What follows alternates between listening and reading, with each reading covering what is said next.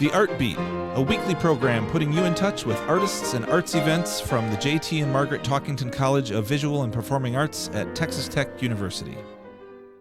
Hello and welcome to the Art Beat on KLZK FM 105.7. I'm your host, Peter Martens, coming to you from the Talkington College of Visual and Performing Arts, and I hope you're having a lovely weekend as we head into spring here. And I am pleased to have as my special guest here today a former colleague at Texas Tech, now up north at Michigan, Dr. David Sears. Hi, everybody. Hi, Peter. Thanks for having me. Sure. Great to see you again, and glad we could get you in the studio during a visit to Lubbock to finish up some kind of academic loose ends, so to speak. And this week's program is going to take a little bit of a departure from our more event-oriented conversations that we often have on the program here. And we're actually going to have a conversation between David and I about something that we began during his time at Texas Tech as a faculty member here, and that's actually more of a research/commercial project that is now finally coming to fruition. So I'm going to hand it over to David and let him initially just describe in kind of broad strokes what we're talking about here. Yeah, we started working together to develop. At first, it was a research project, and then became a commercial app. So it started with both of us used to run our research lab together, and now Peter runs the lab, Performing Arts Research Lab, in the College of Visual and Performing Arts at Texas Tech. And we were running experiments, music listening experiments, where participants would hear a particular excerpt and then tell us where in the world they thought the music was from.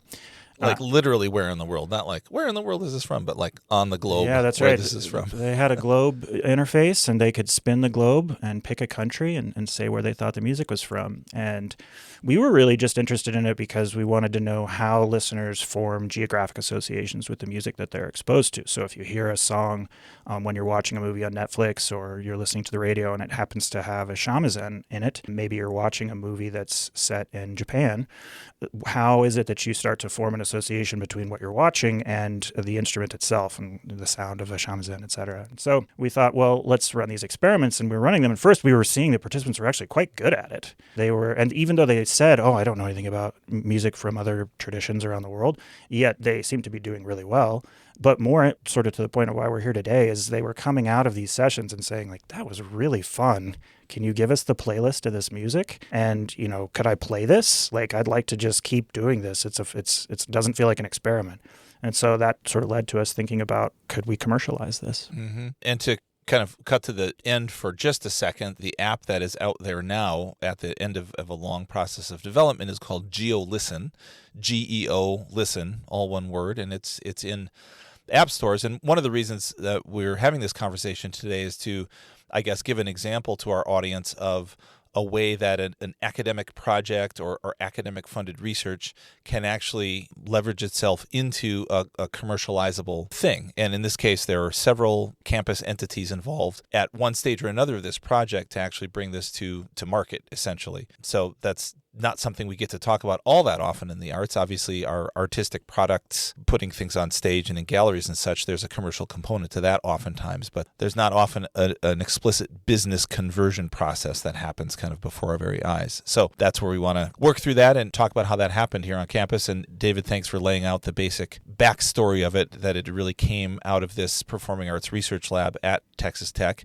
which is an entity that lives within the College of Visual and Performing Arts and within the Department of Interdisciplinary Arts, and is therefore funded by those entities. So in order to do these projects at all that were the genesis of this app, we needed that kind of support on campus from the campus entities. So how did we get from point A to point F? It feels like at least maybe point Z, right? What are some of the intervening stages? So there was this idea, there was research happening in the lab, people seemed to enjoy it. What was the next step? Well, we got together and thought, does Texas Tech have any resources to provide funding to commercialize research? And that was sort of the direction we went initially. We saw this program called the Accelerator Program at the Innovation Hub that offered funding and resources and people power to try to actually commercialize research ideas that faculty come up with. And so we started putting together proposals and going through pitch decks and presentations in the Innovation Hub. And then we were fortunate enough that we got funded. And that started a year-long program trek for us where we went from initial concept to MVP and releasing the app in public app stores. Mm-hmm. Yeah.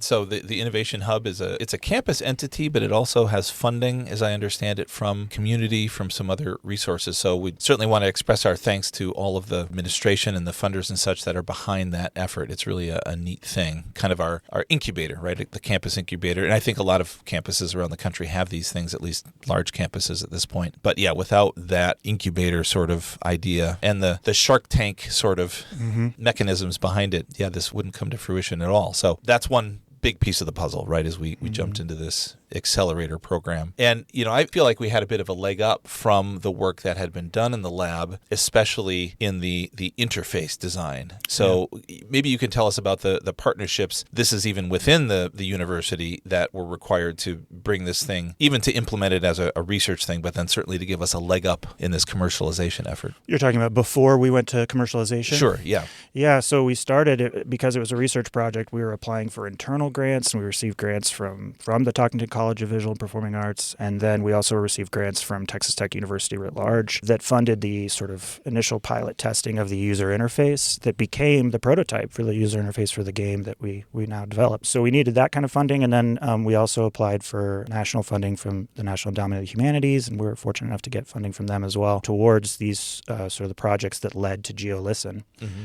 And personnel-wise, you had some contacts with... That's right. So then we got to bring in a really wonderful developer who did her master's at Texas Tech named Nong Nguyen, and she had gone to Vietnam to start her PhD, I should say, and was still working on the projects with us that we'd been developing. And we let her know about GeoListen and that we received various funding from various agencies, including the accelerator program, and she jumped on board. And she's a big part in developing the user interface in the early stages that then led to the accelerator program. Can I ask you a question, Peter? Sure.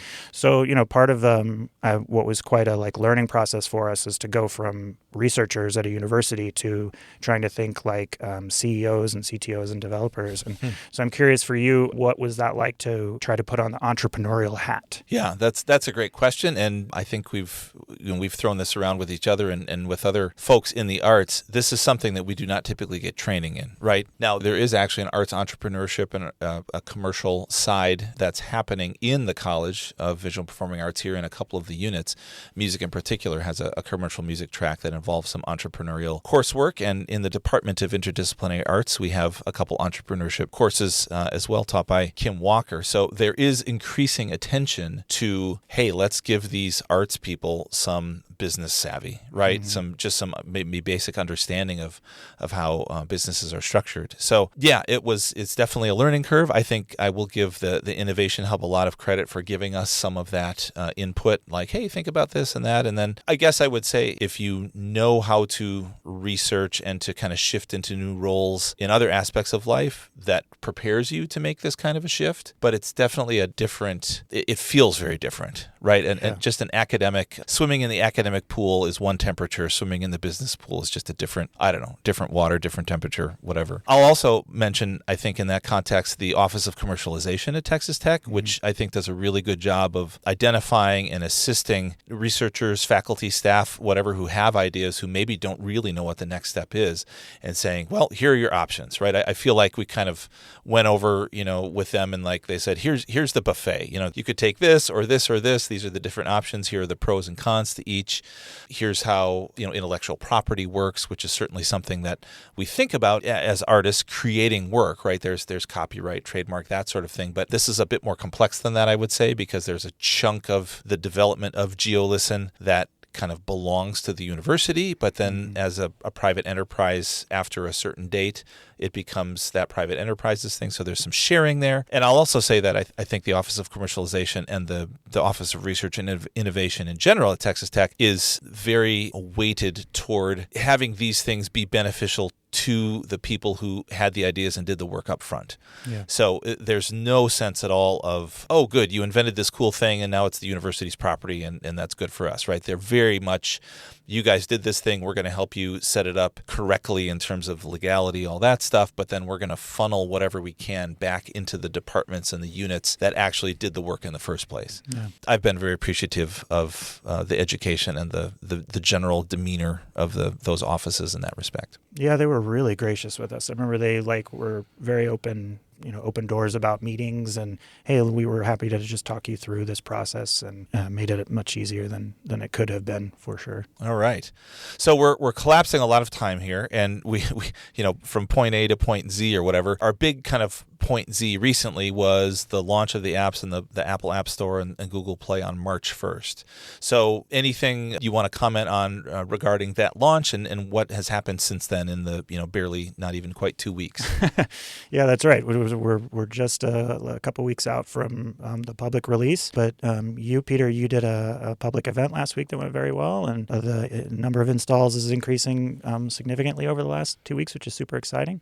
And we're about to run an ad campaign, so we're going to start running ads on various social media services to try to reach the kinds of users that I think will be the most motivated to play the game. And do you maybe want to talk about some of our future ideas for what we're going to do to develop the app further? Sure. Yeah.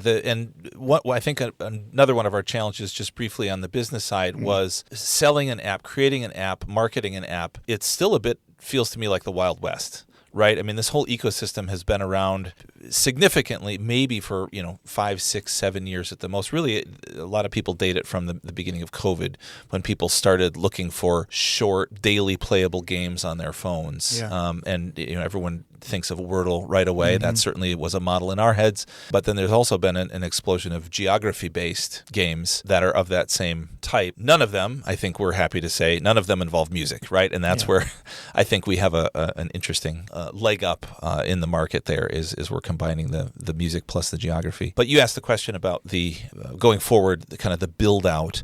So there are several ideas that are out there that are just kind of waiting for the time and support to see the light of day. One that we actually do have out the door already is what we're calling GeoListen Party, which is instead of a one play a day puzzle, it's essentially a private room that people can scan a QR code or click a link and go into. Let's say you're at a gathering and you want to have something for these 30 people to do. There's 10 songs from all over the world, and people just go through them one by one on their own device and try to figure it out. And you get points for how well you do, how quickly you guess, how many hints you need or don't need. And one of the nice features is there's a live leaderboard that whoever's kind of running the room can have up on a screen or on a projector or something like that, so you can see where you stack up with all of your friends and family in the same room.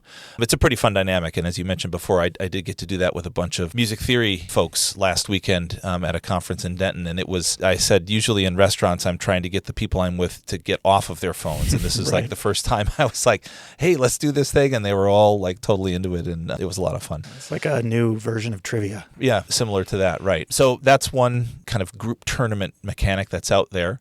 Do you want to, I'll toss it back to you to talk about maybe some of the educational side of things that we've discussed. Yeah, I mean, I think that was really the first motivation for developing the game, was to think about what it really does for listeners, which is to sort of educate listeners in a fun, entertaining way, not only about places around the world, but the kinds of musical traditions, the languages that are spoken and sung, the instruments that are heard, the rhythmic patterns, all these details of the musical traditions that they might already have some broad association with where it might be from in the world, but it really teaches them this is an Angolan sound, or this is the kind of sound you could associate with Moroccan pop. So it's just a new way into a really important educational problem for, let's say, K through 12, but the general public, is being able to be somewhat geographically savvy and aware of what's happening in the world and where in the world is happening. So in terms of the app, what we've really been wanting to do in our next phases after we release GeoListen Party, and we're thinking about another story-based version of the game called GeoListen Quest,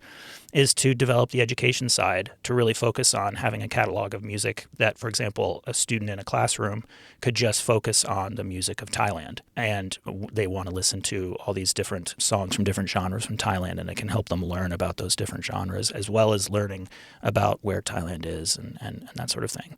And we could imagine, an educational version of the app that would let students start with South America or start with Africa, which is a pretty opaque place often to Westerners geographically. And then they can go through and listen to music from all the different countries in Africa and learn about where these places are, as well as what kinds of music, what kind of languages they speak. The app already tells them this is Swahili, that should give you a clue to where in Africa this might be. So that's something we're really excited about, is eventually it being a kind of game where you could see it in school systems as a way to re-energize kids to want to learn about the world. Right. And as a music educator myself for a long time, what excites me about this mechanic is the stickiness of the learning, right? Mm-hmm. What music engages so much of our brains, and especially the emotional and pleasure centers, that the stuff you learn, whatever it is, about instruments or about locations in the world, or where X, Y, or Z country is, that's going to go in there and it's going to stay there when it's gamified and when there's a musical component to it. So I'm pretty excited about how that can work going forward. Maybe we'll have a new generation of global literacy.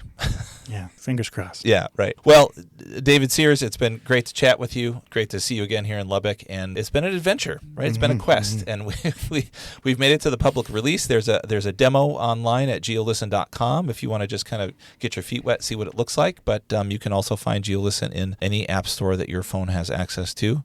So check it out. It's a free app, and it's, by most accounts, it's really fun. Yeah. Thanks, Peter. Onwards and upwards. All right. Great to see you. Thanks much. The Art Beat, a weekly program putting you in touch with artists and arts events from the J.T. and Margaret Talkington College of Visual and Performing Arts at Texas Tech University.